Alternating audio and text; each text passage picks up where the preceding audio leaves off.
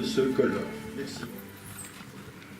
Merci beaucoup. Bonjour à tous et à toutes, y compris aux anciens collègues qui sont au premier rang. N'insiste pas sur ancien. Debout, debout.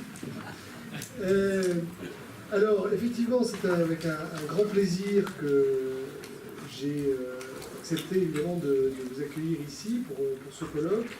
Demande d'Henri Temple, que je connais puisqu'il est un de nos experts dans un mouvement qui s'appelle Oser la France, qui est un mouvement de réflexion gaulliste, on va dire, même si je sais que parmi vous, justement, il y a un débat très large. Et puis parce que je pense qu'on ne débat pas suffisamment de monnaie. Et que quand on voit le contexte actuel, l'actualité politique et économique, on se rend compte que ce colloque tombe merveilleusement à pic. Tombe merveilleusement à pic parce que d'abord vous avez cette tribune de 154 économistes allemands qui ont appelé à refuser le partage des responsabilités bancaires. Donc, tant pis pour l'union bancaire. Ces économistes allemands qui ont peur que l'Allemagne paye pour les pays latins moins rigoureux, avec toujours cette phobie de l'inflation.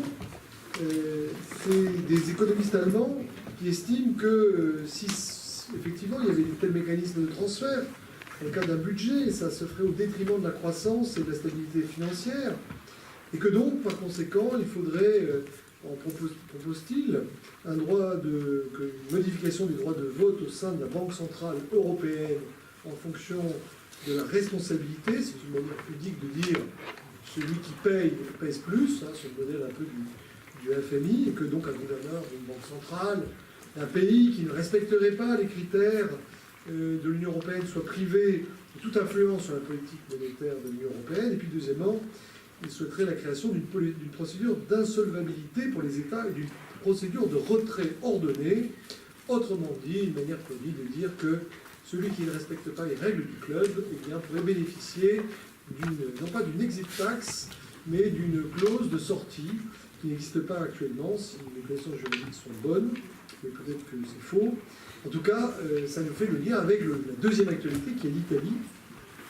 On voit bien qu'avec l'accession au pouvoir d'une étrange coalition qui n'était pas forcément, en tout cas, spontanément imaginable, mais qui est en train de se faire sur les yeux, eh bien, on a proposé avant la sortie de l'euro ou la création d'une monnaie propre à l'Italie. Maintenant, on voit bien que dans le programme, tout en ayant abandonné en l'espace d'une journée cette proposition-là dans le programme commun, il y a quand même une hostilité à la monnaie unique et le souhait de renégocier le traité.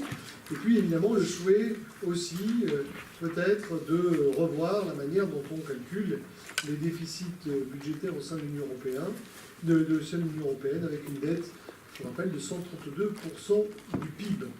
Donc avec peut-être un problème sur la règle des 3% et des 60%, et évidemment une sanction boursière à Milan qui a perdu 0,75%.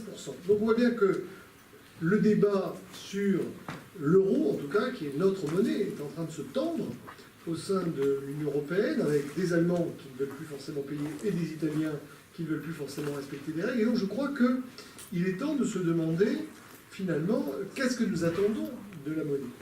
Et de réveiller aussi un débat qui a existé par le passé entre ceux qui considéraient que la monnaie était parfaitement transparente, et que par conséquent elle pouvait être gérée d'une certaine manière, notamment à l'allemande, et puis d'autres qui considèrent que la monnaie est un outil politique, un outil économique, un outil de relance, qui n'était pas forcément favorable à la manière dont l'euro a été construit, ni d'ailleurs au périmètre de l'euro.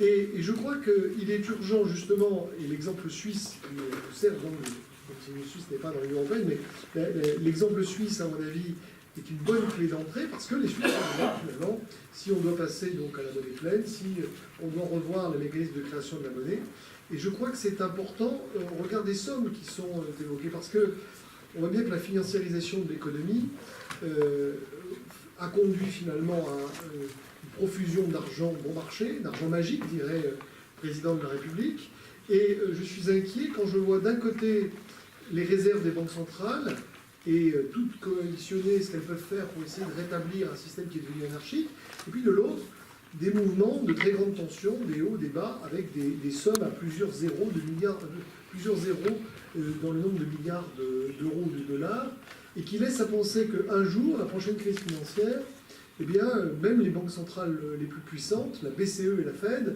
ne pourraient peut-être pas endiguer la chose, parce que tout simplement, elles ne sauraient pas enfourcher le dragon de la mondialisation. Alors, il y a ceux qui veulent s'attaquer justement à cette instabilité en essayant de réglementer la finance, en essayant effectivement, mais je crois que l'angle que vous avez abordé, qui est par les banques, et donc en remettant l'Église au milieu du village, plus exactement le distributeur de billets au milieu du village, eh bien c'est une manière intelligente, et donc j'espère que ce colloque eh bien, permettra d'analyser finement la procédure suisse, et surtout, non pas l'idée, parce que je partage plutôt l'essence du projet suisse, la question toujours est dans le comment. Et comment on passe tout l'art du politique, ça n'est pas d'avoir des bonnes idées, mais c'est de savoir gérer la transition, surtout en économie, entre un État A et un État B. C'est ça, moi, qui m'importe, parce que c'est ça qui, finalement, rétroagit sur les gens. Et comme je disais, souvent on dit sur le long terme, tout ça est stable. Sur le long terme, nous serons tous morts, disait Keynes. Donc, j'aimerais qu'effectivement, on réfléchisse sur cette méthodologie et effectivement savoir si l'exemple suisse est transposable et si on peut, nous, hommes politiques français et femmes politiques françaises, en faire quelque chose. Voilà, je voulais une nouvelle fois vous remercier d'être venus nombreux. J'espère que vos travaux seront prospectifs, riches, denses et surtout qu'il y aura du débat, parce qu'on manque dans ce pays de débat. Et donc, je vous souhaite une bonne journée de travail. Ma journée de travail à moi se poursuivra à un moment donné dans l'hémicycle où nous discutons d'alimentation. C'est la beauté de ce métier, qui n'est pas un métier, mais qui nous permet de voguer d'un sujet à l'autre dans l'espace d'une journée. Donc, j'assisterai au départ de vos travaux, tout en vous regrettant de ne pas pouvoir assister à sa conclusion. Et je suis certain que vous m'adresserez dans les plus vifs délais les conclusions, de manière à ce qu'on puisse éventuellement en faire quelque chose au plan politique. Vous avez un excellent animateur. Donc je pense que la journée devrait être extrêmement intéressante. Merci.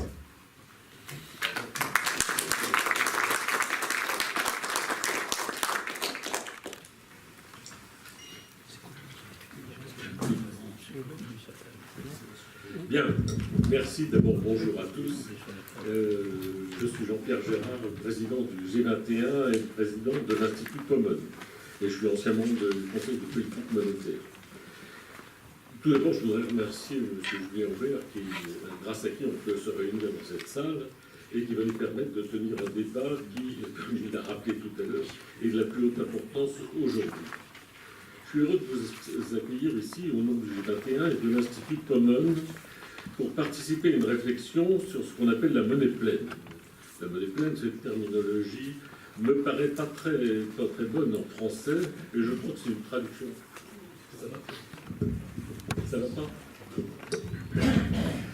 Je trouve qu'il s'agit là d'une traduction un peu ésotérique de Folgeld en allemand, enfin en suisse allemand, et que cette traduction n'est pas très bonne parce qu'elle ne donne pas bien les objectifs qui sont poursuivis. Au fond, le problème qui nous est posé, c'est la limitation de la création de monnaie, de la création monétaire.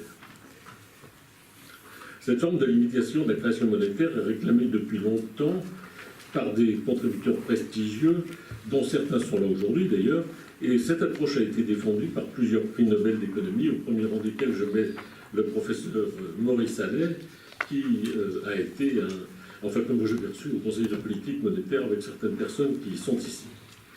Dans ce cadre et avec ces références, le G21 a voulu voir plus clair, indépendamment des opinions politiques, et en essayant de mettre le maximum de rationalité dans des domaines qui sont éminemment sensibles. Je voudrais quand même en deux mots vous dire ce que c'est que le G21 et l'Institut Common. Ce sont deux groupes de réflexion, je dirais très fortement imbriqués l'un à l'autre. Le premier sur la politique générale, G21, et le second plus spécifiquement orienté sur les problèmes de politique monétaire. G21, c'est tout simplement gaullisme du XXIe siècle. Alors, rassurez-vous, je n'essaie pas, je ne cherche pas à vous rassurer, je n'essaie pas de faire dire au général de Gaulle ce qu'il n'aurait pas dit, ce qu'il ne dirait jamais, etc. Mais ce que je retiens dans l'organisation du G21, ce sont les grands principes de réflexion de l'action politique qui s'appuient sur la volonté nationale qui sont inspirés par l'âme du peuple français, par son histoire séculaire et la volonté collective des grandes ambitions. Ça, c'était ce qui caractérisait la réflexion du général de Gaulle, et je pense que cette réflexion continue d'être valable. Évidemment, les points d'application sont profondément différents. L'Institut Common, qui signifie pour une organisation monétaire nouvelle en Europe, se propose de redéfinir la politique monétaire de nos différents pays. Certains documents sont d'ailleurs à votre disposition. Là encore, l'objectif est de construire une Europe respectueuse des nations. Là également, la difficulté vient de la création de l'euro qui a imposé, et qui impose toujours d'ailleurs, le carcan irrépressible d'une politique monétaire plus soucieuse des intérêts des organismes financiers que de l'activité économique. La Commission européenne et les élites nationales se lamentent de la montée du populisme, sans se douter qu'ils en sont directement responsables, parce qu'ils refusent de voir la colère froide qui est en train de monter des peuples européens, et pas seulement du peuple français. Le problème qui nous préoccupe est celui de la croissance exponentielle de la masse monétaire, au niveau mondial et au niveau européen. Mais me direz-vous, pourquoi faut-il contrôler la croissance de la masse monétaire? Ça tient en quelques chiffres. Un PIB mondial qui tourne aux alentours de 80 000 milliards de dollars. Une masse monétaire dont les derniers chiffres connus, global, au niveau mondial, était de 800 000 milliards de dollars. Je ne sais pas si vous vous rendez compte, je crois que les chiffres sont devenus tels pour vous. Et je ne serais pas... Alors, c'est les derniers chiffres que je connais, mais je pense que je ne serais pas étonné qu'on soit déjà arrivé aux millions de milliards de dollars.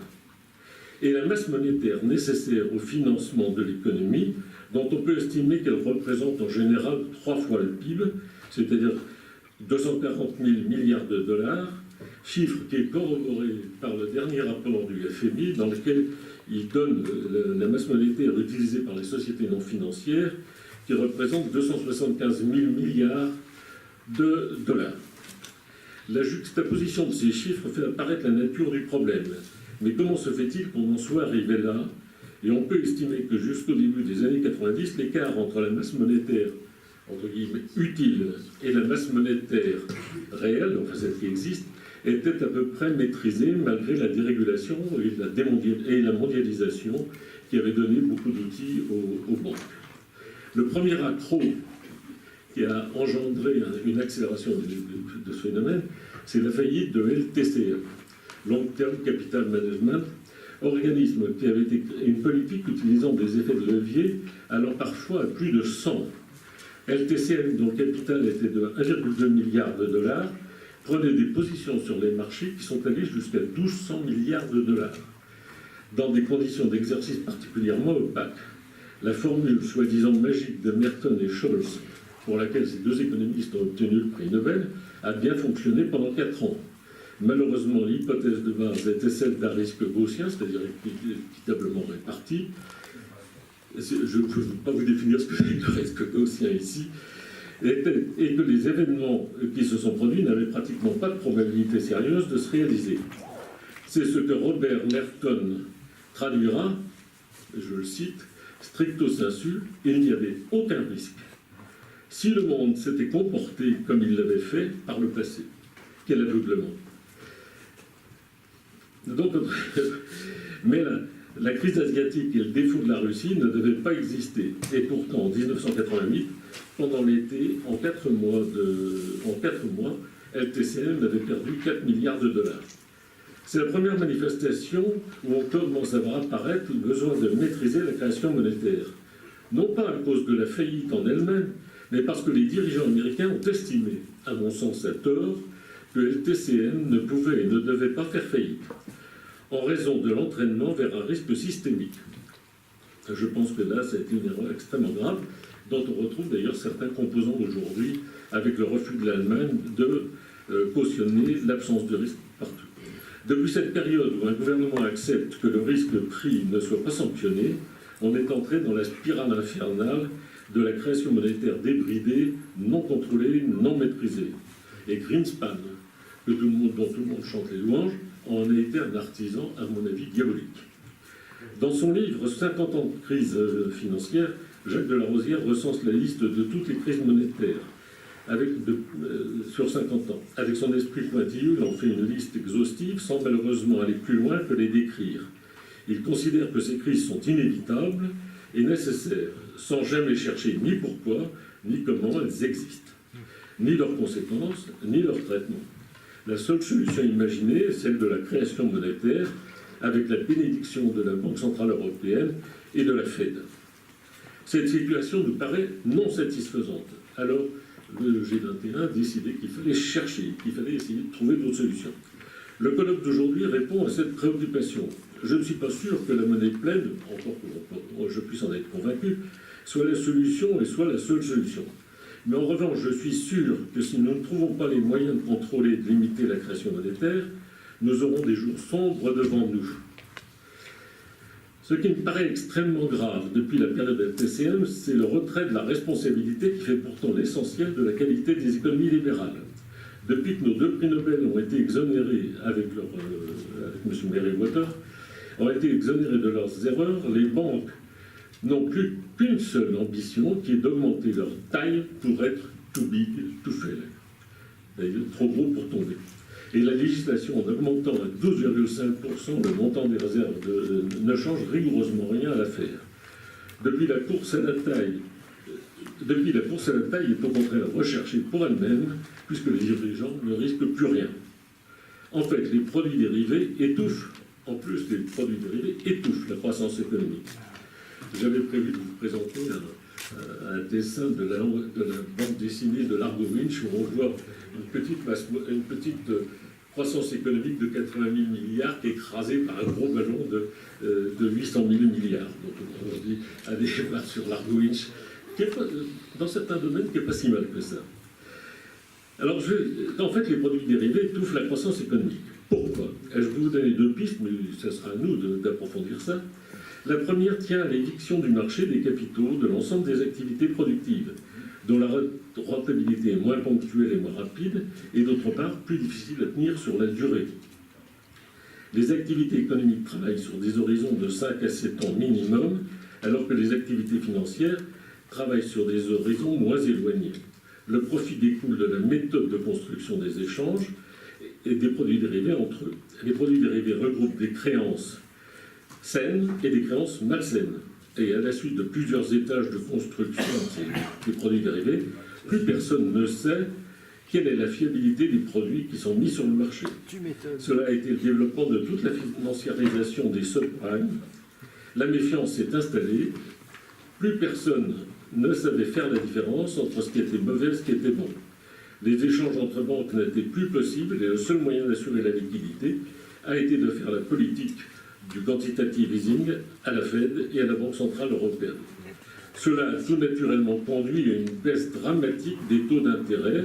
La conséquence en est que les décisions d'investissement se font sur des critères autres qu'économiques, de leur rentabilité économique. À partir du moment où l'argent ne coûte rien, la décision appartient à celui qui a le pouvoir et non à celui qui crée l'avenir. Car de leur rentabilité dépend le financement des échecs inévitables, ce qui suppose un taux d'intérêt positif.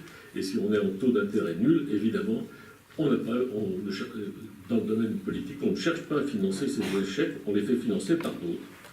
Ces investissements se sont considérablement accrus et mobilisent une partie importante des capitaux pour le seul besoin des échanges de produits dérivés. Cette masse ne va pas vers l'économie réelle et restreint donc la part des capitaux qui s'orientent vers cette économie réelle.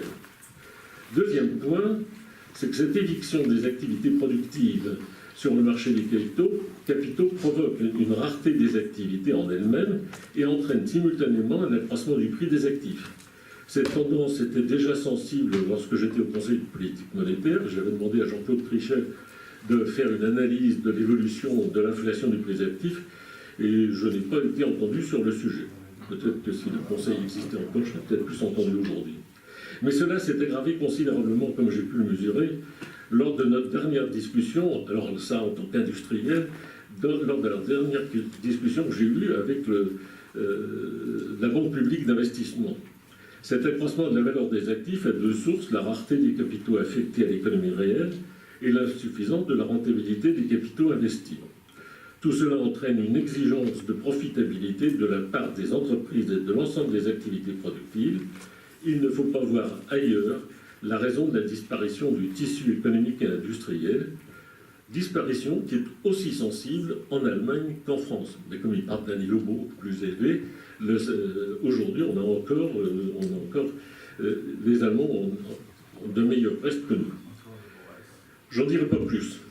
Sur le fond de ce problème, n'oublions pas que notre objectif est de mieux maîtriser la croissance de la masse monétaire pour qu'elle n'étouffe pas la croissance économique. La monnaie pleine ne me semble pas être une solution systémique totalement satisfaisante pour ce que j'en connais. Elle peut être un début de solution partielle et limitée. Pourtant, je soutiens très fortement cette tentative, car c'est la première fois que le problème de la maîtrise de la croissance monétaire, économique et de la croissance monétaire est posé de manière claire et précise, et que l'avis du peuple est demandé. Je ne sais pas quel sera le résultat du 10 juin, mais en Suisse, le débat a lieu et intéresse tout le monde. L'objectif de notre colloque est en tout cas de provoquer ce débat en France, débat qui est étouffé par des considérations sur l'euro et d'autre part par le comportement bancaire qui craint de se voir retirer beaucoup de ses prérogatives.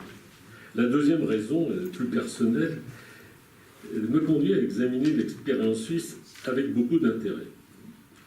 Pourquoi ? Parce que c'est une tentative, c'est une expérience suisse. Chaque fois que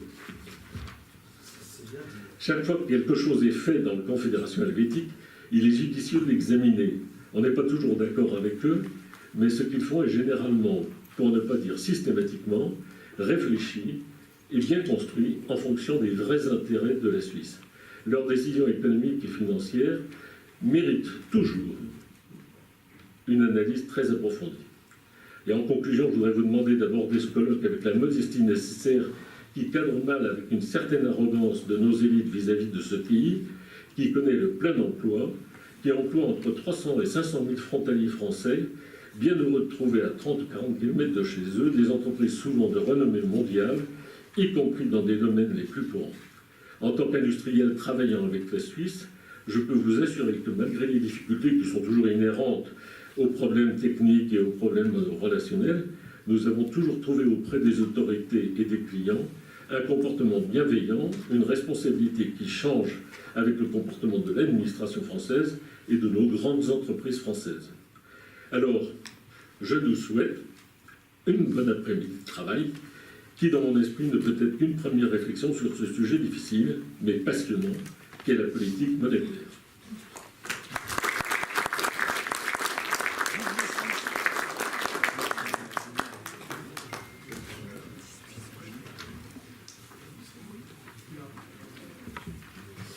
Bonjour.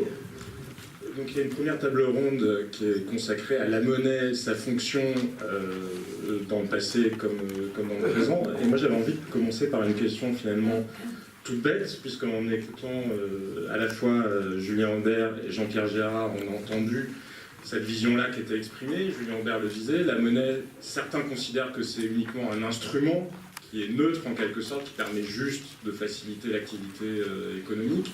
D'autres considèrent que c'est un vrai instrument de politique en tant que tel, de politique économique. Monsieur Gérard nous disait finalement, il ne faut pas chercher ailleurs d'autres raisons à l'effondrement du tissu industriel français.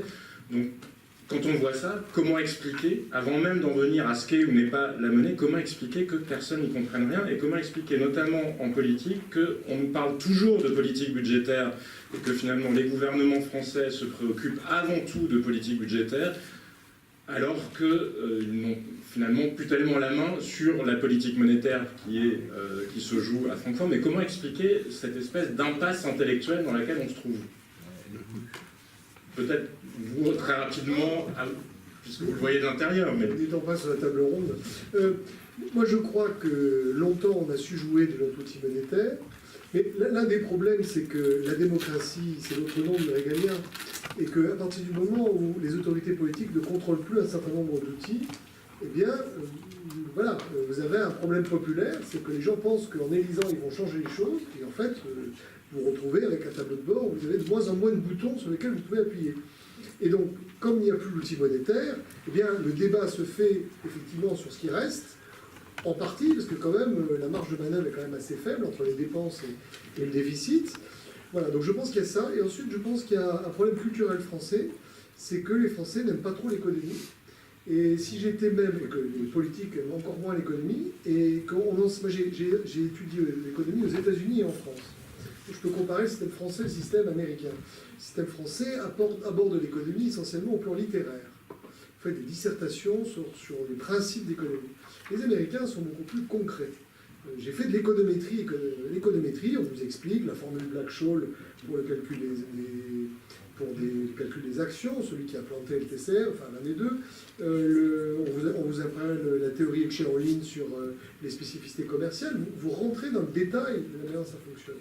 Et en plus, je dirais que le recul des indépendants dans l'économie française au profit du salariat a fait que le français classique, moyen, dirait-on, finalement se soucie moins de la manière dont fonctionne une économie. Un indépendant, il sait ce que c'est des charges, il sait ce qu'il lui reste à vivre, il fait son calcul. Un salarié regarde ce qu'il a à la fin du mois et il se soucie de son pouvoir d'achat. C'est méchant ce que je dis, mais je dirais qu'on a moins besoin de se pencher sur la manière dont fonctionne l'économie quand on est fonctionnaire ou quand on est salarié dans les entreprises. Et donc, du coup, il y a une moindre connaissance, à mon avis, des mécanismes économiques et un oubli sur ce que doit être le monétaire, parce qu'on a fait un choix politique qui était de transvaser une autorité indépendante du pouvoir politique.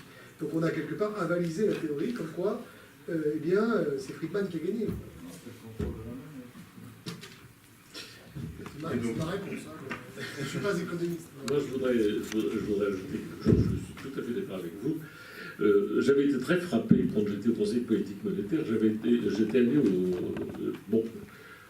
quand au sein du Conseil, on avait des économistes, des gens qui raisonnaient sur les grands ensembles, les grandes masses, etc. Et puis moi, j'étais pas très satisfait parce que j'essayais de voir quelle était la relation qu'il y avait entre l'évolution des taux d'intérêt, la rentabilité économique, l'emploi, comment tout ça se traduisait au niveau des entreprises et comment ça... C'est une préoccupation qui n'était absolument pas partagée. Ça, je peux vous le dire de manière très claire. J'avais beau, à chaque réunion du Conseil, citer ces problèmes. Je vous ai dit tout à l'heure que j'avais demandé à Trichet de mesurer le prix des actifs, l'évolution du prix des actifs. Je m'étais fait renvoyer dans les... Et à l'inverse, alors je suis allé une fois à la Fed, où j'étais reçu par différents responsables. Alors là, une ambiance tout à fait différente. J'avais l'impression de parler le même langage qu'eux, et de pouvoir enfin comprendre, ils ne comprenaient pas tout, hein, mais au moins ils se posaient les questions dans le même sens que moi. Le deuxième point sur lequel je voudrais réagir un petit peu, c'est de dire, je ne pense pas que la politique monétaire, la croissance monétaire soit la seule responsable de la désindustrialisation de la France. L'euro a une part importante. Je dirais la législation fiscale également, enfin bon, il y a des tas, la législation sociale également, il y a des tas de raisons qui font que ça. Mais ce que je constate, c'est qu'avec la création de l'euro, on a induit des phénomènes de création monétaire qui ont permis d'atténuer les tensions entre les différents pays. C'est-à-dire qu'à partir du moment où il y avait un déficit, où il y avait un certain nombre de problèmes en France, on colmatait ça par des emprunts, par des dettes. Et c'est le phénomène cumulatif. Le faire une fois, deux fois, passe, mais le faire sur 20 ans, comme ça a été le cas, ou 25 ans, même plus maintenant, 28 ans, et bien finalement, on arrive à des montants absolument considérables et qu'il n'est plus possible de maîtriser. C'est ça le drame aujourd'hui. Alors, aujourd'hui, moi j'aimerais bien qu'on trouve la solution pour, d'une part, voir comment on peut maîtriser, et deuxièmement, comment on peut passer d'un état qui est celui qu'on connaît à un état de plus grande sagesse de création monétaire. Mais justement, en parlant de sagesse, donc la première table ronde est consacrée, comme je vous le disais, à cette fonction de la monnaie, avec M. Verbroek de l'Université de Lille et M. Temple de l'Université de Montpellier. Donc je ne sais pas lequel de vous deux veut commencer sur le sujet, mais éclairez-nous justement sur cette sagesse qu'appelle de ses voeux M. Gérard. Je viens d'entendre et l'éloge du peuple suisse puisqu'il débat, réfléchit, et la critique du peuple français parce qu'il ne pense pas en termes économiques. Alors pourquoi? Et c'est peut-être une troisième critique qu'il faudrait faire parce que je crois que, c'est un enseignant qui vous le dit, je crois que le système d'instruction de notre pays est devenu défectueux dans la mesure où on n'entraîne pas les gens à la réflexion. Les questions monétaires et financières sont réputées difficiles. Et elles sont devenues de plus en plus abstraites, parfois même complexes et anglomanisées. C'est-à-dire qu'il faut parler anglais pour comprendre ce qui se dit, et encore. Pourtant, il existe un socle de réflexion plus simple sur lequel on édifie les constructions. Et c'est de ça que je vais vous parler. Ce socle, c'est la philosophie, et c'est la logique, plus exactement, et c'est le droit.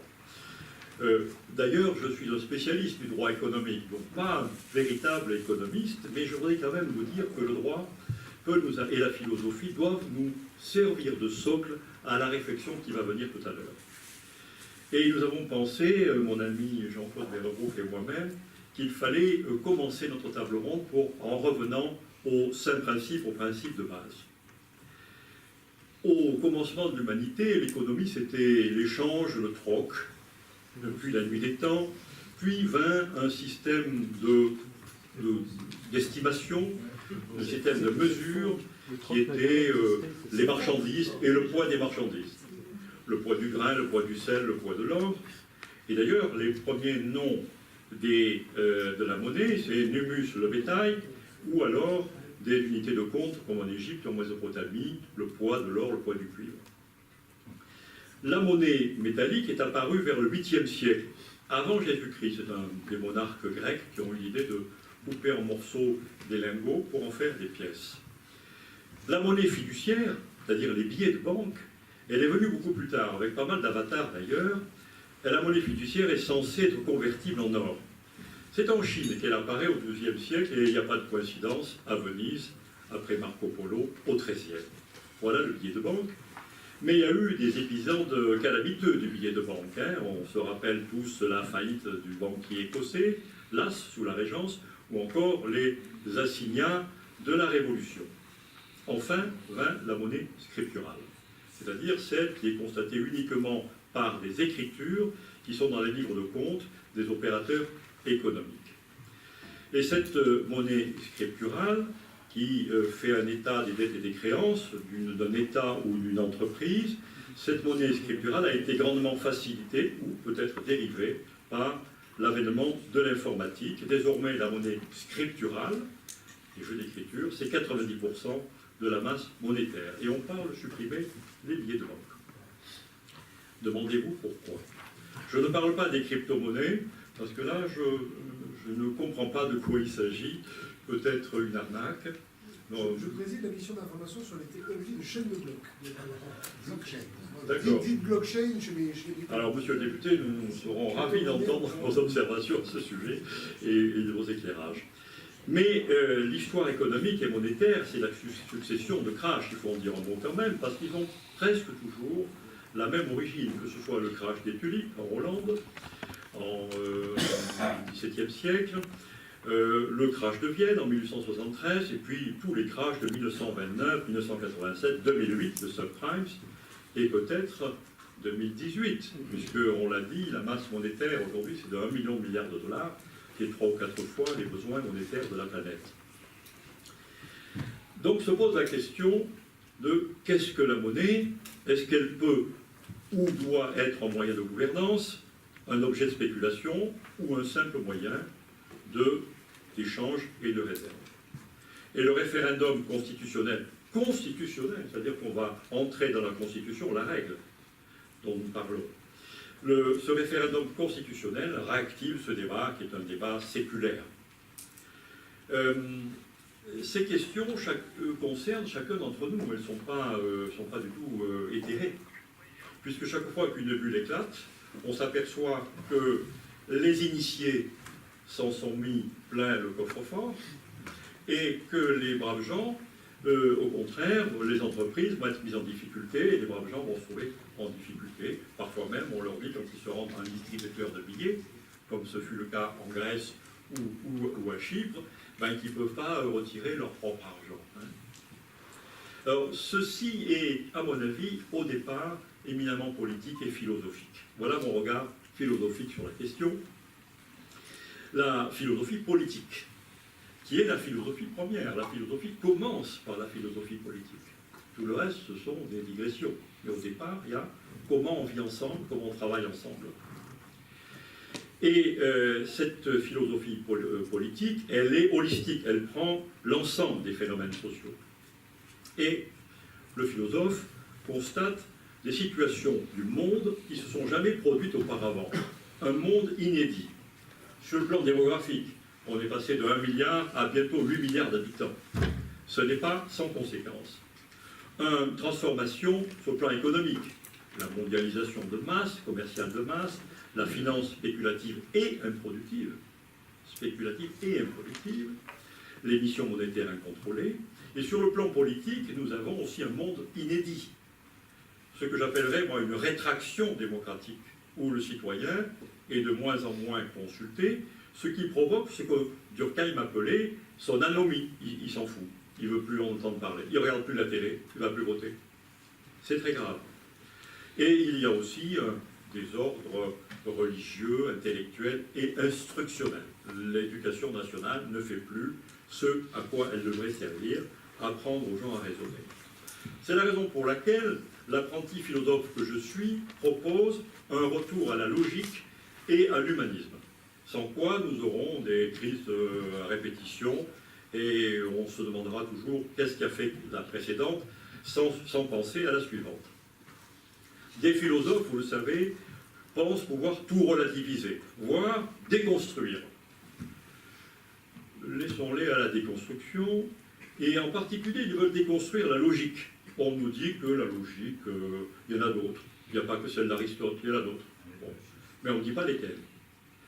Moi, je crois qu'au contraire, il faut regarder le constat que font les sociologues, les pédagogues et les philosophes contemporains. Nos enfants ne savent plus tellement lire. Si quelqu'un est contre ça, qu'il me prenne la parole maintenant ou se taise à jamais.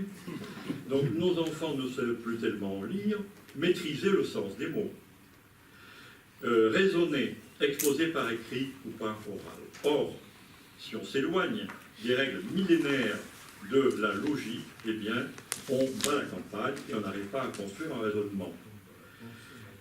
On ajoute au malheur du monde, comme disaient Platon et Confucius. Or, la logique, dès lors qu'elle concerne les théorèmes des grands mathématiciens, Pythagore, Euclide, Thalès, Archimède, on nous dit c'est toujours valable. Mais quand la logique s'applique au raisonnement, on dit mais Aristote c'est trop vieux. Comprenne qui pourra. Moi je maintiens que ce que Aristote nous a légué, et qui a été repris par la suite par Spinoza, Descartes, Spinoza, ou d'autres encore, Stuart Mill, cette logique, elle est immortelle et universelle, comme celle du théorème d'Archimède. Ça ne change pas. Mais nous ne formons pas nos jeunes à ordonner leur pensée. Voilà pourquoi les Suisses ont peut-être gardé un contact avec la logique classique, sûrement, je pense même. Et ils raisonnent, et voilà pourquoi les Français sont perdus face à l'économie.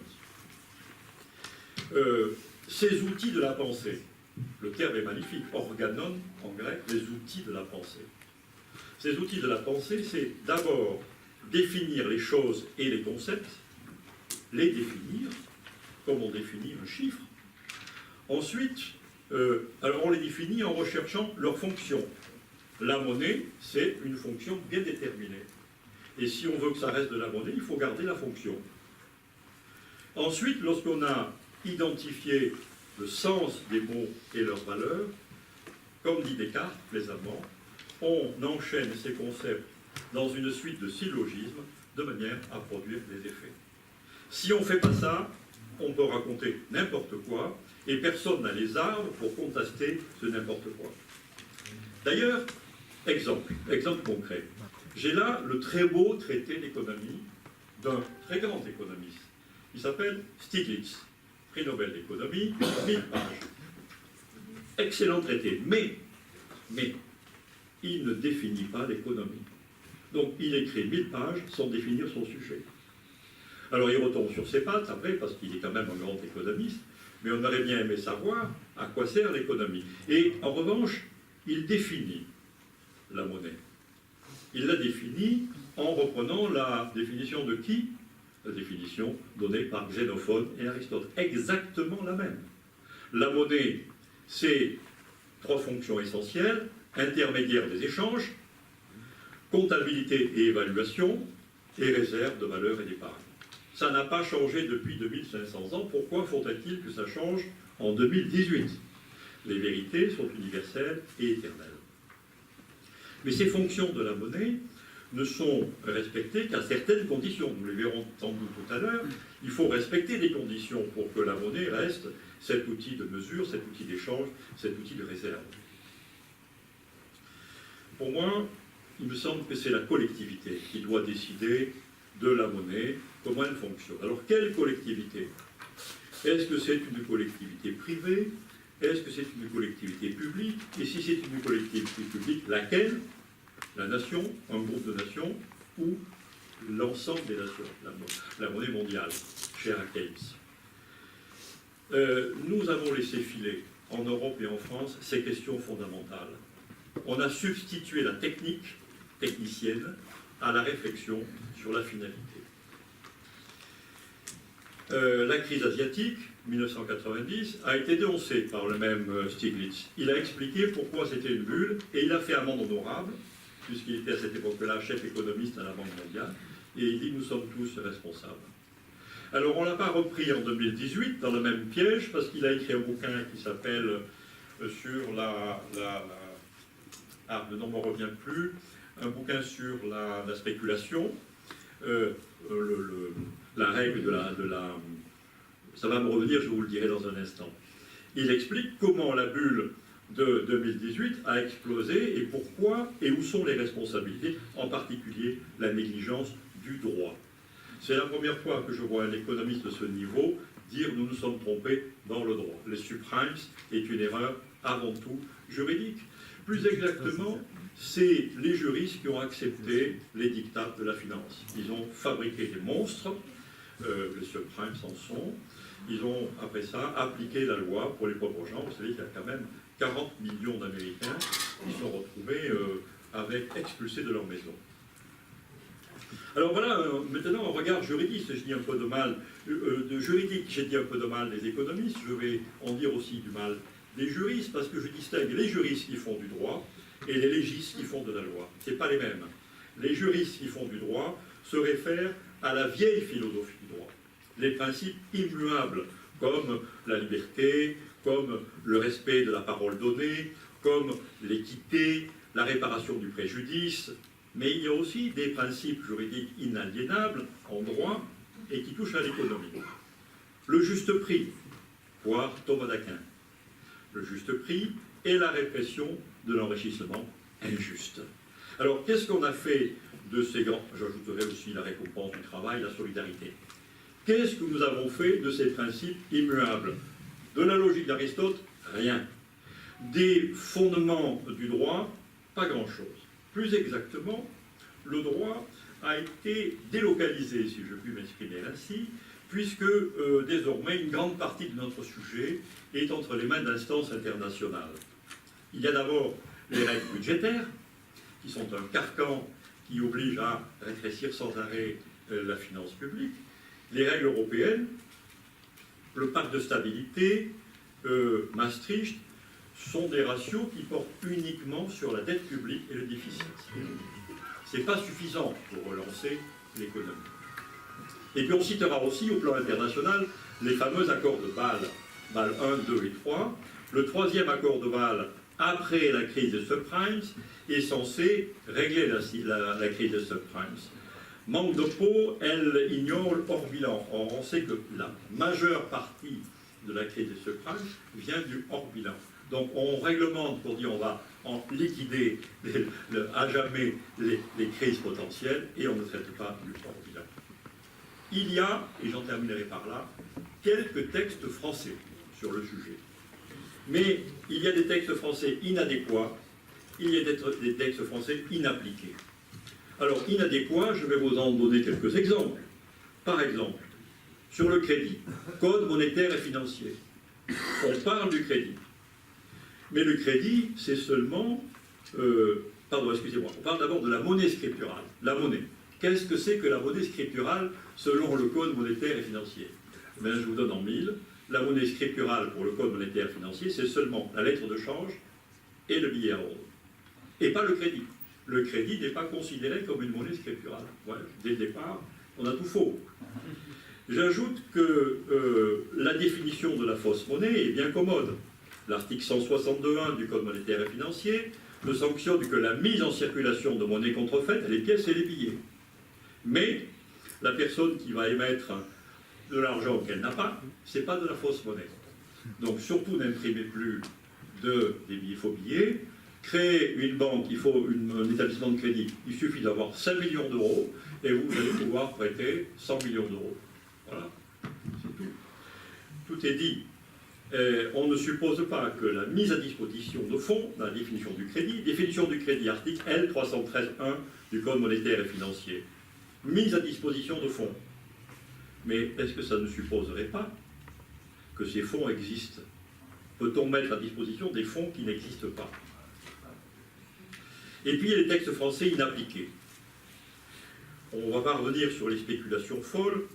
Je voudrais quand même dire, et là c'est le juriste qui parle, que si on avait bien cherché, on aurait pu mettre Georges Soros en prison lorsqu'il a spéculé contre la livre et en faveur du mark. Il y a des textes pour ça. Et il avait enfreint les textes. Et peut-être pas mettre Kerviel en prison, j'en sais rien. Je ne vais pas contester les décisions de justice, mais à mon avis, la faute de Soros, elle est plus intentionnelle et plus grave que celle de Kerviel. On nous dit ceci, est puni de 2 ans de prison le fait d'opérer la hausse ou la baisse artificielle du prix de biens ou services ou des faits publics et privés. 443.2 du Code de commerce. C'était dans le Code pénal, on l'a fait glisser dans le Code de commerce pour qu'on le voit moins bien peut-être. Application quasi nulle. Article 464.3 du Code monétaire et financier. Un comportement qui donne ou est susceptible de donner des indications trompeuses sur l'offre d'un instrument financier, 2 ans de prison. Quasiment inappliqué. Donc des textes décalés, des textes inappliqués. Les internationaux non français sont soumis à cette législation. Attendez, tout à l'heure les questions s'il vous plaît. Je termine. Alors en conclusion, peut-on accepter la situation actuelle alors qu'on s'attend à l'explosion d'une nouvelle bulle? Car toute bulle éclate. Le destin d'une bulle s'est éclaté. Comment accepter que l'enrichissement sans cause gigantesque de certains, voire délictueux, puisse provoquer l'appauvrissement des autres citoyens qui sont eux des productifs? Comment remédier à cela? J'ai été trop long. Je vous remercie de votre attention et je laisse la parole à mon ami Jean-Claude Verhofstadt qui va vous parler en tant qu'économiste. Merci beaucoup.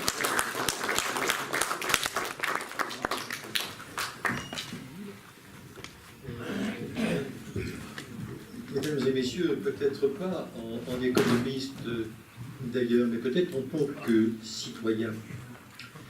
Et je vais commencer par une petite réflexion un peu mystérieuse. Dis-moi, quelle est l'origine de la monnaie que tu utilises et je te dirai dans quel type de société tu vis. Ça, c'est fondamental. Les Suisses, de ce point de vue-là, savent bien que ce qui va se passer, je ne sais plus quel dimanche, le 10 juin, je pense, c'est quelque chose de très très important en termes sociétaux. Alors on va essayer de réfléchir, si vous voulez, non pas en économiste, mais je dirais, moi je suis encore un peu adolescent. Qu'est-ce qui crée la monnaie? Qui crée la monnaie? Ben, écoutez, en tant qu'adolescent, j'apprends que, n'ayant pas trop d'arthrose dans les doigts, ayant un bon clavier d'ordinateur, je peux être mineur de Bitcoin. Je produis de la monnaie et je gagne de l'argent en créant de la monnaie. Bien, autrement dit, une personne privée peut aujourd'hui créer de la monnaie. Et cela grâce à une technologie qui a été mise au point il y a un certain nombre d'années par un japonais tout aussi mystérieux et dont je ne dirai pas le nom. Et vous savez que depuis, il y a des centaines de crypto-monnaies. Bien. Donc c'est une possibilité. J'apprends d'ailleurs la nuit dernière ou hier que la Chine, l'État chinois, allait créer sa propre crypto-monnaie. Bien. On en reparlera peut-être tout à l'heure, parce qu'on peut se dire, et peut-être que le référendum suisse, c'est déjà quelque chose qui est un peu fossilisé, c'est plus à la mode. Bien. Deuxième possibilité pour créer la monnaie, bien, en tant qu'adolescent, je sais que quand je vais à la banque, on me donne de l'argent si toutefois mon compte est alimenté. Et donc je me dis, bien, Citroën produit des voitures, mais peut-être que la BNP produit de l'argent. Donc les banques peuvent créer de l'argent. Bien. Maintenant, si je regarde dans ma poche, et si j'ai un billet dans ma poche, et surtout si j'ai des billets anciens qui s'appelaient des francs, il était écrit dessus Banque de France. Oh bon, donc la Banque de France est aussi un agent, la Banque centrale, et donc aussi un agent qui peut créer de la monnaie. Très bien. Maintenant, quand je regarde l'histoire, j'en suis déjà à 3 acteurs. Quand je regarde l'histoire, je me rends compte qu'il y a bien longtemps, très longtemps, il y a eu ici et là, dans l'humanité, quelque chose comme un Big Bang créateur des États. Et c'est quoi ce Big Bang créateur des États? C'est la relation, au fond, du prince et de ses sujets, et qui est une relation d'endetté à créancier. Bien. Et comment ça se passe? Vous voyez que le monde n'a pas changé d'ailleurs. Il y a toujours des sujets qui sont endettés et il y a toujours des créanciers. Très bien. Et comment ça se passe? Eh bien, il se trouve que historiquement, on voit apparaître un pouvoir qui choisit un vecteur, un objet, qui va permettre au sujet de régler sa dette envers lui. Historiquement, il semble bien que cet objet qui s'est imposé, c'est finalement le métal précieux, un métal qui va découper en rondelles comme le saucisson, et on va frapper la monnaie à l'effigie du prince. Tiens, le prince donc, qui est aussi souvent propriétaire d'une banque centrale, pas d'une banque centrale, mais d'une mine d'or, ce prince crée de la monnaie. Donc ça fait 4 sujets. Il y a les citoyens aujourd'hui qui créent de la monnaie, il y a les banques, il y a la banque centrale, et il y a les États. Tiens, si je repasse maintenant le film de la situation suisse, il y a un débat aujourd'hui. Est-ce que ce sont les banques qui doivent créer la monnaie ou est-ce que c'est la banque centrale? Alors comment ça s'est passé, tout cela, historiquement, pour en arriver à la question d'aujourd'hui? Et une question qui est d'une grande actualité. D'abord, est-ce que les États, en tant que créateurs de monnaie, ont disparu? Bon, pas du tout, puisque vous entendez qu'il y a un gouvernement italien qui n'est pas encore assis dans son fauteuil, qui parle déjà de bons de trésorerie. Et ces bons de trésorerie, c'est quoi? C'est un moyen de paiement. Ils vont réinventer ce que le ministre des Finances Hitler avait inventé dans les années 30, le docteur Schack et les effets mais faux. Bien. Bon, tiens, donc c'est pas mort, ça. Bien.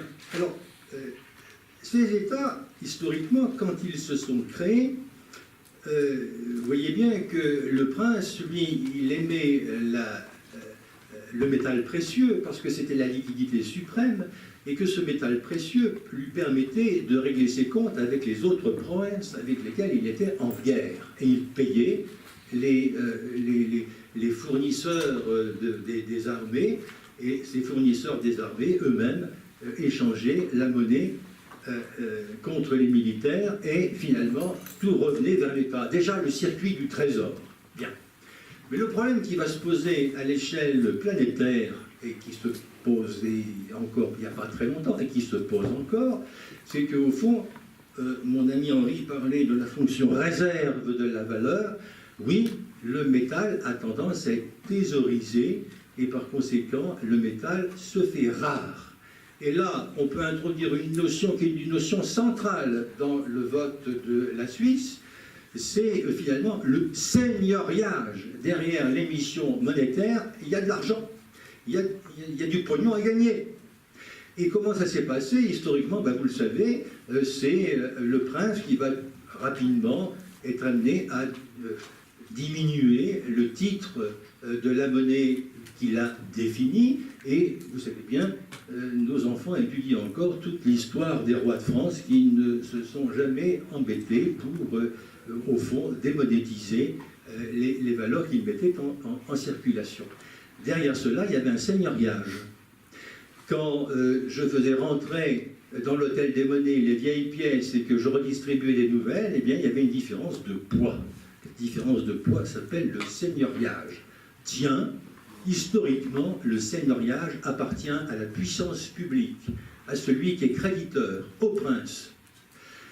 Bon, à la suite de quoi on va avoir, ça c'est l'aspect vertical des choses, la monnaie circule, et c'est l'aspect horizontal, il y a des marchands, et puis il y a des banquiers, et puis eux vont commencer à émettre aussi de la monnaie dite de papier, et vont, comme les princes, qui diminuaient les cours des monnaies, eh bien, les banquiers, eux, vont émettre plus de papier qu'ils n'ont de réserve monétaire.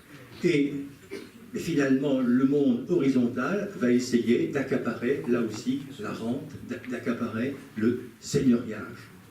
L'histoire, vous la connaissez ensuite, c'est qu'il y aura ici et là, et en France, il y a un personnage assez important qui a plein d'idées et qui s'appelle Napoléon. Il va créer une banque centrale. Et cette banque centrale, ce ne sera pas n'importe quoi. Cette banque centrale aura le monopole des missions et tout doucement, on va retrouver un monde où l'État va reprendre le pouvoir. Pendant toute une période de temps, même si on raconte l'inverse, même si on raconte que les banques centrales sont indépendantes, je suis désolé, mais le gouverneur n'était qu'un préfet et il obéissait. Regardez ce qui s'est passé durant une grande partie du XXe siècle. Et par conséquent, vous avez un phénomène de quasi-fusion entre Banque centrale et le Trésor. Le patron, c'est le ministre des Finances. Ce n'est pas le gouverneur de la Banque centrale, même si on raconte l'inverse. Bien. Et puis, la suite de l'histoire, c'est qu'un jour, l'économie se développant, nous allons passer tout doucement d'un monde où l'économie était enquistée dans les États à un monde où ce sont les États qui seront enquistés dans l'économie. Et vous voyez que c'est important d'en discuter, et d'en discuter aujourd'hui, puisque vraisemblablement, ce monde-là est en train de périr. Je vois au cours de ces derniers jours des révoltes des États, et les États sont en train de reprendre le pouvoir. La façon dont Donald Trump va essayer de réduire le déficit des paiements américains est spectaculaire. Je ne sais pas s'il va y arriver. Et ça, c'est une très grande révolte des États. Nous sommes probablement à la fin de la mondialisation et au retour des États et peut-être d'économies enquistées dans des États. Mais on n'y est pas. Car entre-temps, et j'en arrive à ce que exposait Jean-Pierre tout à l'heure, oui, entre-temps, il y a effectivement un monde où les États sont enquistés dans l'économie, ça va se manifester de différentes façons. Plus personne n'intervient sur aucun prix. Plus personne n'intervient sur aucun prix. Le premier des prix en économie, c'est le taux de change. Ben non. À la conférence de la Jamaïque, on dit que ça n'est fini. Des taux de change qui sont définis par décret. Désormais, le taux de change, ben, c'est un prix qui varie en permanence. Bon, c'en est fini des prix administrés. En France, on est un pays qui discute encore de prix administrés. La semaine dernière, au Conseil d'État, il a encore fallu discuter du prix, comment on appelle ça, le prix d'EDF, le prix de l'électricité, le prix du kilowattheure, le prix administré. Manifestement, c'est une aberration de discuter tout cela dans un monde où, effectivement, les États sont enquistés dans les économies. Et quand vous avez un monde où les États sont enquistés dans les économies, manifestement, vous avez un développement fantastique de la finance. Car si les prix ne sont plus jamais fixés par personne, y compris le prix le plus important, qui est le taux de change, alors moi qui suis marchand, moi qui suis industriel, ben, j'ai besoin de sécurité. Et la sécurité, je vais lâcher sur un marché. Ce marché-là, c'est le marché de la finance. Eh bien, il n'y en aura jamais assez de la finance pour réguler l'ensemble d'un monde qui est totalement mondialisé. Vous voyez que nous aboutissons vraisemblablement aujourd'hui à la fin d'un cycle, et je suis encore une fois extrêmement étonné de ce qui se passe aux États-Unis. Vraisemblablement, nous aurons l'occasion de nous étonner de ce qui va se passer en Italie, car il est possible qu'il y a là maintenant un pouvoir qui aura décidé de mettre fin à ce monde-là, un monde où les États sont affaissés. Voilà, et donc je voulais simplement situer ceci pour dire que, au fond, le débat en Suisse est un débat qui doit s'inscrire dans quelque chose de beaucoup plus large. Il y a effectivement différentes façons de créer de la monnaie, et effectivement, aux extrêmes, vous avez aujourd'hui les bitcoins, avec la blockchain, dont on pourra dire quelques mots tout à l'heure. C'est très important en termes sociétal, la blockchain. On en parlera peut-être tout à l'heure. En termes sociétal, en termes techniques, informatiques sans doute, économiques sans doute, mais en termes sociétal, c'est fondamental. Donc, est-ce qu'on va vers un monde de cette nature? J'en suis pas sûr. Est-ce qu'on va retrouver des États-nations? J'en suis plutôt plus sûr.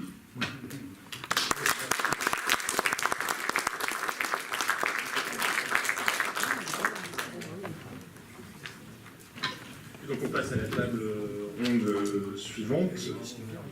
Ah pardon, oui, si vous voulez poser des questions aux deux intervenants. J'ai une question.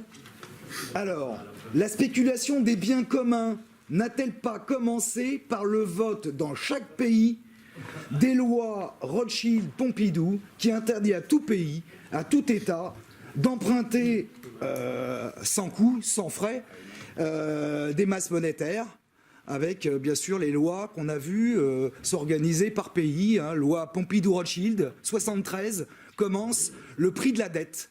La dette sur les épaules de chaque État et donc de chaque personne ici dans cette salle et partout dans le monde par la dette. Merci.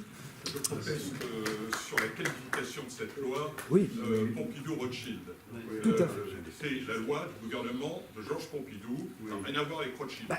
Non, on est bien d'accord. Il a Mais été fondé le pouvoir chez Rothschild, c'est pas la loi Rothschild. Bon, soyons clairs. C'est plutôt la loi Giscard. Hein, oui, Giscard, Pompidou-Giscard. Et qui avait prévu qu'effectivement les États ne devaient plus emprunter à la Banque centrale. Cette loi a été abrogée Et de je veux toute dire, façon personnellement, je suis Par les textes partisan de la monnaie pleine. par les textes ensuite. Pardon, je prends la parole sans être autorisé. Je suis partisan de la monnaie pleine, etc. Mais dans un système de réserve fractionnaire, à réserve fractionnaire, vous ne pouvez pas laisser l'État créer de la monnaie de base, précisément de la monnaie de base d'une manière autonome, parce que sur cette monnaie de base va se créer justement de la monnaie bancaire et vous perdez totalement le contrôle de la masse monétaire.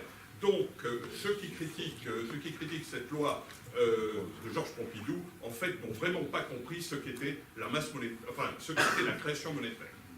Ouais, le début de la dette. En fait, c'est pas aussi simple que ça. Je ne sais pas si vous voulez finir les colloques ou si vous voulez comprendre ensuite, mais c'est pas aussi simple que ça, monsieur. Votre nom, mais d'abord la loi 73, comme chacun sait, a été transformée ensuite sur le traité de Maastricht et ensuite sur le TCE par la loi 1903. Le problème évidemment central, si je puis dire, de la création monétaire par la Banque centrale et sur le problème de système à réserve fractionnaire, c'est que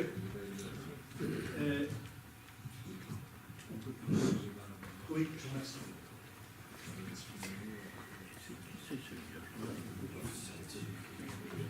C'est pas grave, ça va, je vous remercie. Oui, donc il y a tellement de choses qui sont imbriquées dans cette histoire, puisque comme on dit souvent, comme justement les financiers nous le disent, la monnaie est quelque chose de très compliqué, justement pour que le citoyen de base ne puisse pas s'en mêler concrètement. Donc d'abord, cette loi de 73 a quand même son importance, malgré ce que dit monsieur Gomez, pardon, excusez-moi d'avoir oublié votre nom. Et donc, elle est quand même importante parce que c'est à partir de ce moment-là où la dette publique va prendre des proportions phénoménales, puisque c'est à partir de 73 quand même. Il y a un certain André-Jacques Holbeck qui a très bien démontré ça dans un livre qui s'appelle La dette publique, et il montre très bien la corrélation où justement l'État s'endette à dessein puisqu'il laisse cette création et qu'il ne peut plus, le Trésor ne peut plus demander à sa propre banque, comme faisait Georges Pompidou avant cette loi, pour pouvoir financer les grands projets, par exemple. C'est-à-dire que quand M. de Gaulle disait « maintenant, c'est l'administration suivra », ça voulait dire tout simplement, bon, de toute façon, il était bien conscient que l'État avait le contrôle, comme disait, que l'État avait le contrôle sur la monnaie, et que les banques, à l'époque, n'avaient qu'un contrôle relativement infime, c'est-à-dire que la part de monnaie créée par le système fractionnaire était pour les entreprises et les particuliers et non pas pour les États. Et donc c'est à partir de ce moment-là où l'État est devenu comme une municipalité aujourd'hui, ce qu'on a dit, c'est-à-dire que les États sont finalement que des grandes municipalités puisqu'ils sont obligés d'emprunter sur le marché monétaire international. Je crois qu'il y aura un moment de débat vraiment non, mais attendez, en fin de journée. Je pense qu'il faut passer à la il y a quand même une chose qui est importante. Réellement, je pense qu'il faut passer à la prochaine mais, table ronde, si vous voulez pas... dont une des thématiques est précisément les insuffisances du système monétaire actuel. Et ensuite, oui d'accord, mais j'essaie juste de respecter le calendrier et l'organisation de la journée. Vous coupez la parole, je n'ai pas encore dit ce que j'avais à dire, déjà. Vous savez qu'il y a un débat à la fin, normalement. Bon, ok, alors, très bien.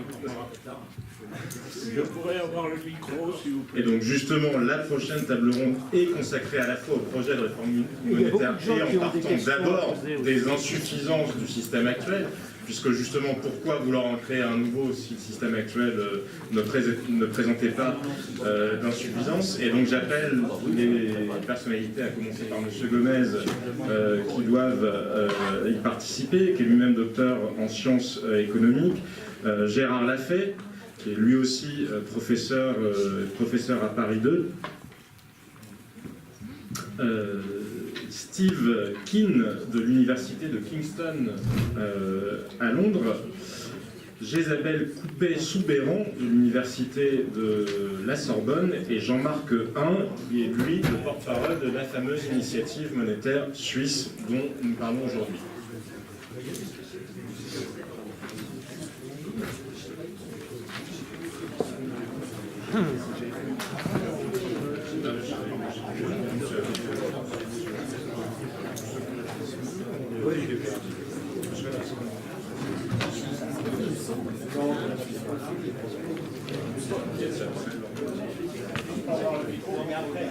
Ah oui. Après, il y a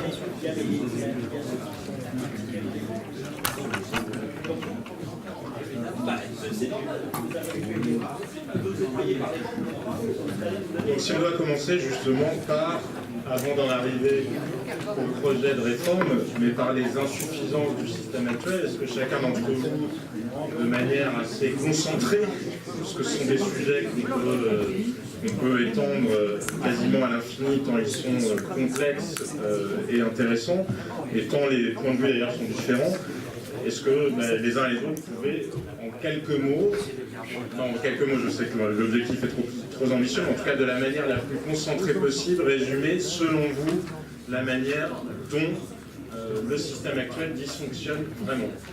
Qu'est-ce qui est le pire dans le système actuel, selon chacun d'entre vous?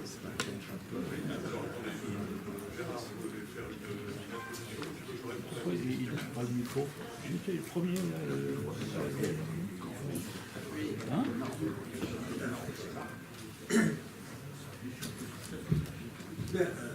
Un certain nombre d'orateurs ont déjà signalé que la masse monétaire était devenue tout à fait extravagante.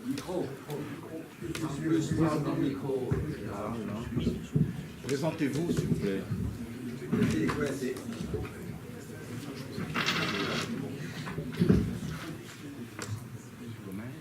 Oui, beaucoup d'orateurs précédemment ont signalé que la masse monétaire était devenue extravagante au niveau mondial. Alors, d'où vient cette création monétaire? Eh bien, la création monétaire a d'abord été, je ne parle pas historiquement, ça a été rappelé par Wolfgang tout à l'heure, mais la masse monétaire actuellement est d'abord le fait des banques privées. Les banques privées créent de la monnaie, en fait, ex nihilo, par moyen du crédit bancaire. L'adage est bien connu, les crédits font les défauts. Voilà. Donc ce sont les banques privées qui créent de la masse monétaire ex nihilo. Et ça représente la plus grande partie de la masse monétaire au niveau mondial. Il est trop petit. Plus récemment, pour tenter de faire face à des crises financières récurrentes qui ont été signalées, les banques centrales des principaux pays développés ont mis en œuvre des mécanismes d'assouplissement quantitatif, le quantitative easing, qui consiste à racheter régulièrement des titres de dette aux agents financiers. Le résultat, c'est que la part des banques centrales dans la masse monétaire aujourd'hui représente environ 24 000 milliards de dollars, c'est-à-dire 30% du PIB mondial, alors qu'au début des années 80, elle n'en représentait que 6%. Donc il y a deux phénomènes qui se sont ajoutés. D'abord, création monétaire par les banques privées, les monnaies, les défauts, les crédits pour les défauts, et puis la création monétaire par les banques centrales qui s'est rajoutée depuis un certain nombre d'années.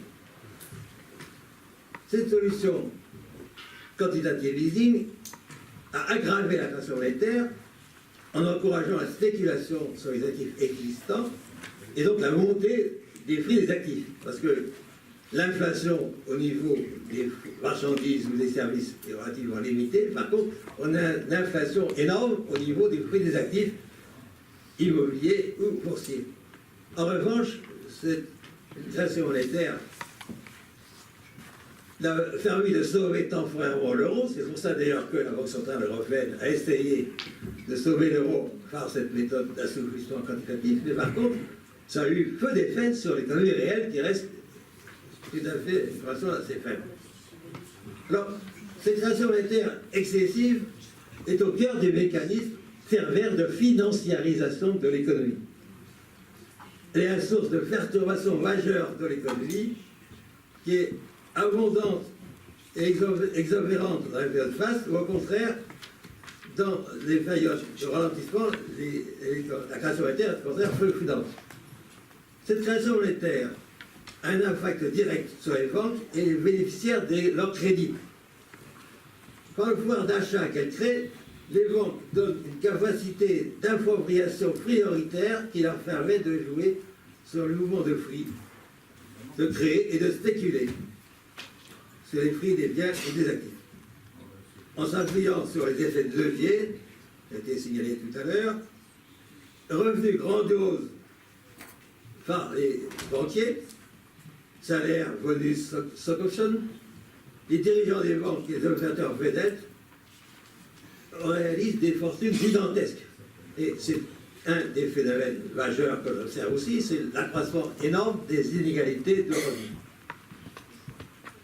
Les spéculateurs peuvent bénéficier des largesses bancaires. La réforme monétaire proposée par la Confédération helvétique s'inscrit dans droite ligne des travaux de Maurice Allais, qui eux-mêmes prenaient des propositions formulées sous des formes diverses par différents ténors de la science économique.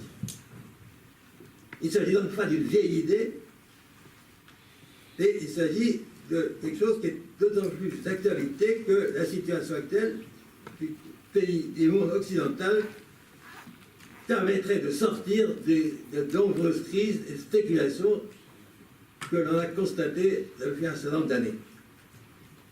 Alors, le référendum helvétique donc, est un sujet extrêmement important et je passe maintenant la parole à Christian Gomez qui va développer cette question.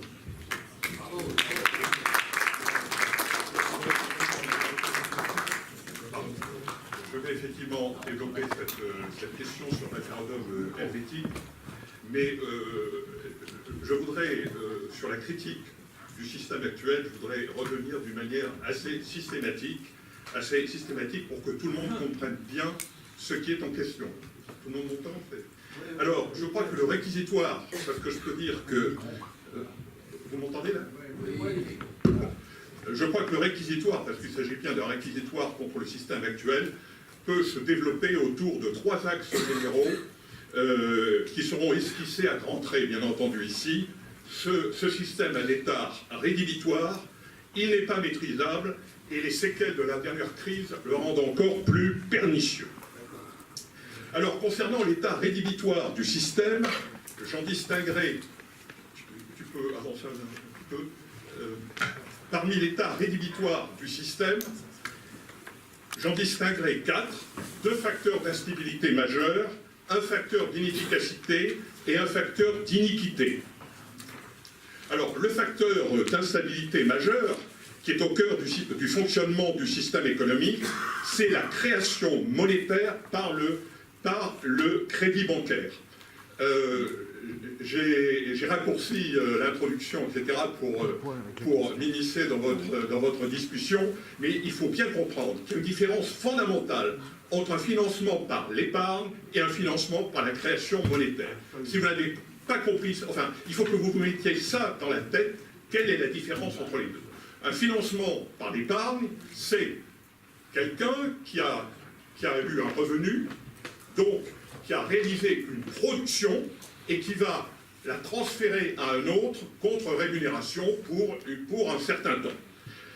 La création monétaire, c'est quelque chose de tout à fait différent, parce que c'est une possibilité, c'est un pouvoir d'achat sur la production qui est créé sans aucune contribution préalable, d'où le rapprochement d'ailleurs effectué par des économistes comme Rosbach ou Parallé, entre l'activité du banquier et l'activité du fonds monnayeur, parce que du point de vue économique, les effets sont exactement les mêmes.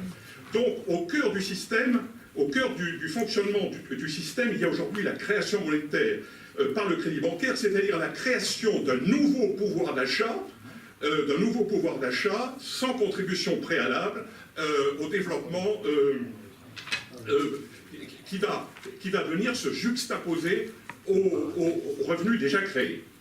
Alors, dans ce système, ce qu'il faut comprendre, c'est que les opérations bancaires, que ce soit les décisions en matière de crédit, comme les achats et ventes de devises, sont la source de la création et de la destruction de monnaie circulante dans l'économie. Ce sont donc des décisions privées, et tout dépend des humeurs des prêteurs et des emprunteurs. C'est eux qui vont finalement déterminer ce que va être l'alimentation monétaire, et comme vous pouvez, d'une économie, et comme vous pouvez l'imaginer, bien sûr, elle sera procyclique. C'est-à-dire que lorsque tout ira bien, l'argent coulera à flot, et quand tout ira mal, il y aura une raréfaction totale de la liquidité dans l'économie. Et par ailleurs, ce pouvoir incroyable qui est le pouvoir d'achat créé par la monnaie va activer tous les comportements spéculatifs, et loin de les calmer, les régulations qui ont été mises en place, en général, vont amplifier les déséquilibres initiaux dans des secteurs sensibles comme l'immobilier ou les marchés financiers. Parce que, comme vous le savez, toutes les régulations BAL 3, la régulation BAL 3 par exemple, pousse bien entendu les banques vers les prêts dans certains secteurs réputés plus sûrs. Donc en fait, le premier facteur d'instabilité, c'est que nous avons avec ce mécanisme du crédit bancaire la combinaison d'une économie yo-yo et d'une banque casino. Alors cette instabilité est d'autant plus dangereuse qu'elle est démultipliée par l'entremêlement des systèmes de paiement et de crédit. Et ça, c'est un point capital. Donc voilà. Parfait, Jean-Claude, merci. Les dépôts à vue sont la contrepartie d'un crédit, puisque ce sont les crédits qui créent les dépôts. Et ce crédit, bien sûr, est à échéance. Hein. Il est à 1 mois, 2 mois, 3 mois, 1 an, 5 ans. Mais les dépôts à vue sont aussi un moyen de paiement qui, par définition, est disponible à vue. Ça veut dire que dès que la confiance fait défaut pour un acteur significatif dans ce système, c'est tout le système qui risque de se bloquer. Le système de paiement, le système de crédit et donc, bien entendu, le système économique tout entier. Et ça, c'est un point important. D'où vient le too big to fail? Le too big to fail vient de là. Hein, si la Confédération suisse a sauvé l'UBS, ce n'est pas pour les beaux yeux, il devait y avoir aussi des beaux yeux de l'UBS, c'est-à-dire un certain nombre d'intérêts en jeu, mais c'est tout simplement parce que l'UBS tombait, c'était tout le système de paiement et donc tout le système économique suisse qui tombait avec. Donc, il faut bien voir quels sont les tares de ce système. Le troisième facteur que je voudrais signaler, c'est ce que j'appellerais l'inefficacité structurelle, qui porte plutôt sur les performances à long terme de l'économie. Dans ce système, comme il y a un entremêlement entre le financement entre le crédit bancaire, monétaire et le financement par l'épargne, les taux d'intérêt sont en fait influencés par les injections monétaires qui perturbent la recherche de l'équilibre épargne-investissement. Et un taux d'intérêt naturel, comme disait Wicksell, la détermination d'un taux naturel résultant de cette confrontation entre l'épargne courante, l'épargne réelle et les besoins d'investissement, c'est tout simplement une condition d'efficacité maximale de l'économie. La dernière inéquité, le dernier facteur, je dirais, qui est rédhibitoire, c'est l'iniquité structurelle de ce système. Il y a un facteur, en fait, d'iniquité sociale qui est lié aux revenus non gagnés résultant du privilège de création monétaire. Et c'est pour ça que, durant toute l'histoire, il y a une lutte pour essayer d'acquérir la rente monétaire. Qui dit privilège dit rente, et la rente monétaire est bien réelle, puisqu'il s'agit de prélever des intérêts sur des fonds créés ex nihilo par le mécanisme du crédit et potentiellement renouvelable à l'infini. Et bien entendu, à cela s'ajoutent les gains liés à l'utilisation de ce pouvoir dans la spéculation sur les prix. C'est formidable de pouvoir agir là pour une banque, de pouvoir créer la monnaie qu'elle veut au moment où elle veut, quitte ensuite à refinancer autrement, mais pour acquérir les gains d'opportunité, des gains d'opportunité sur le marché, c'est-à-dire tous les gains de la banque casino. Je vous signale qu'avant la crise, quand on regardait les profits des sociétés américaines, on était stupéfait de voir qu'un secteur comme le secteur bancaire, qui représentait probablement 15% à 20% maximum des effectifs, etc., représentait plus de 50% des profits de l'ensemble des entreprises américaines. Voilà. Alors pour moi, là, ce sont des tares absolument rédhibitoires. Alors, ce système, on pourrait dire, bon, ben, il a des tares, mais ce système, on peut le maîtriser. Ben, pour moi, ce système est absolument immaîtrisable. Le premier problème est bien sûr celui du maintien de la confiance des déposants, qui risquent leurs avoirs, les dépôts à vue ne sont pas de l'argent comme des billets. Les dépôts à vue, pour vous tous, ce sont des créances que vous avez sur les banques. Hein.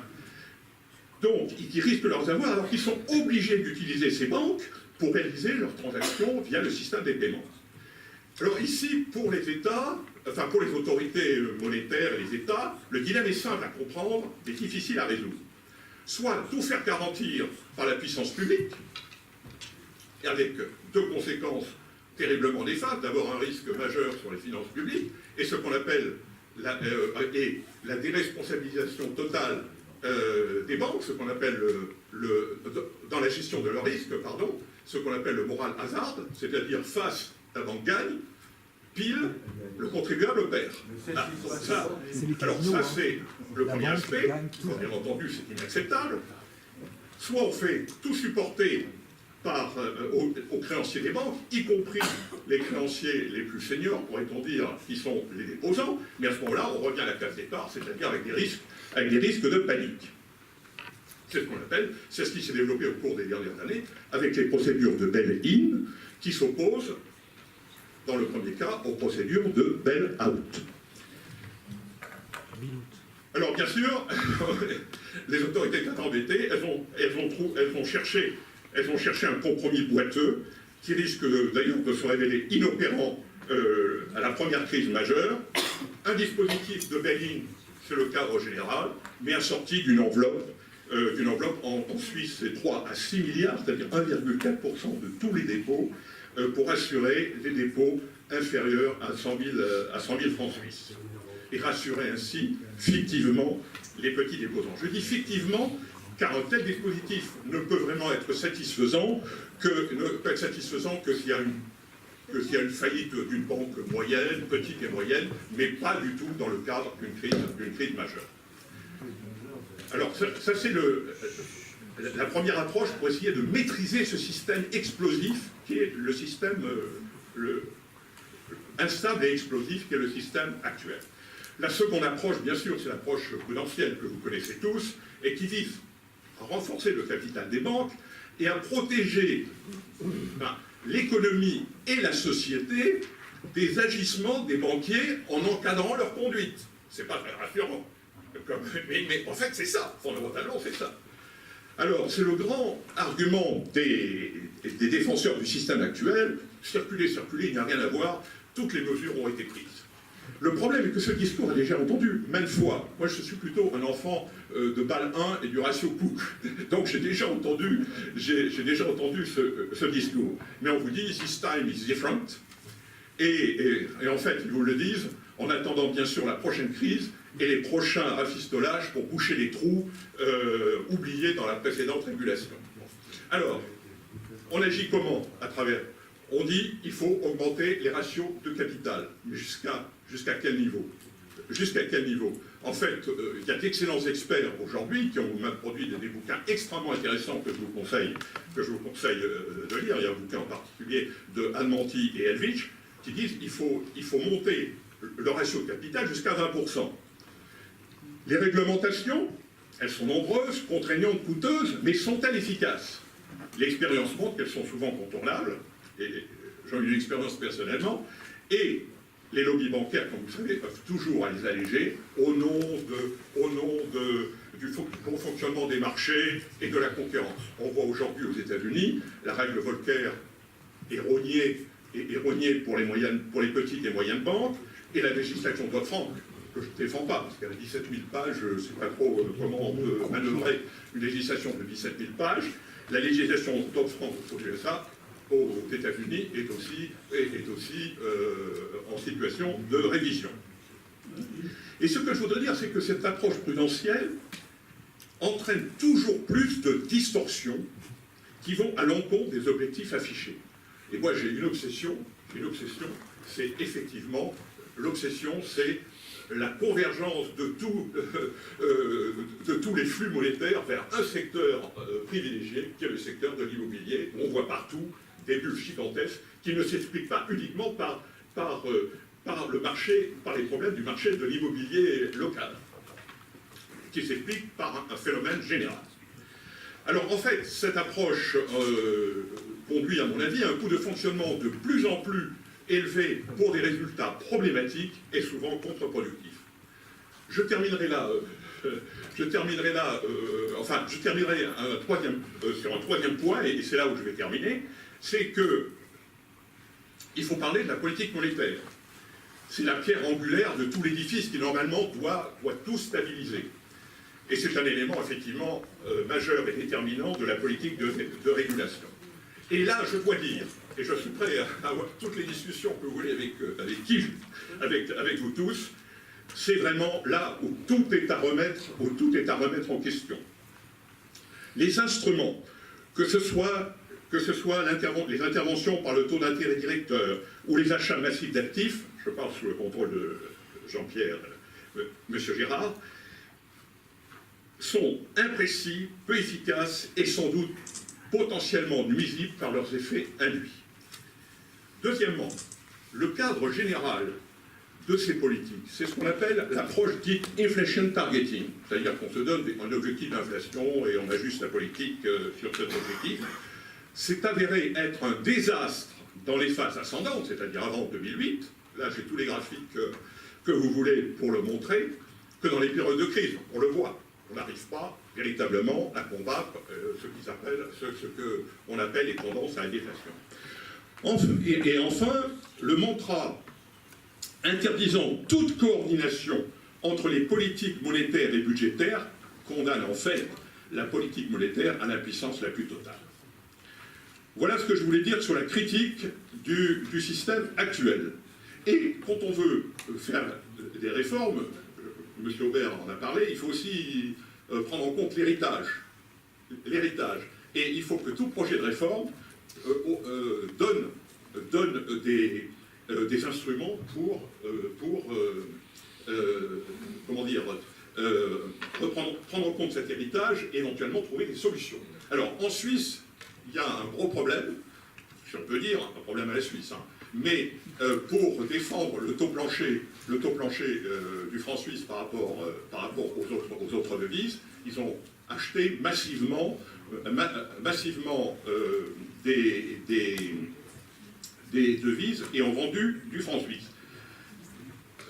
Alors, ils se retrouvent avec des réserves de change, considérables, ça c'est le côté positif, mais ils se retrouvent, tenez-vous bien, les réserves, les liquidités excédentaires du système bancaire en Suisse, je dis bien les liquidités excédentaires du système bancaire. Les liquidités requises, c'est 20-25 milliards. Vous savez combien il y a aujourd'hui de liquidités bancaires qu'on retrouve à l'actif des banques et bien sûr au passif de la Banque centrale dans les comptes de virement des banques? 470 milliards.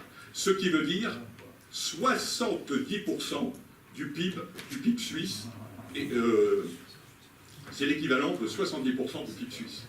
Alors ça c'est un problème qu'il va falloir résoudre et je considère que l'application de la monnaie pleine permettrait de résoudre ce problème. Alors, je ne sais pas si j'ai été trop long sur votre réponse, mais j'ai voulu faire une réponse exhaustive et relativement structurée. Voilà, je suis prêt à poursuivre ou non. C'est vous qui choisissez. Je pense qu'il est intéressant de passer au projet en tant que tel maintenant. Ok, bon.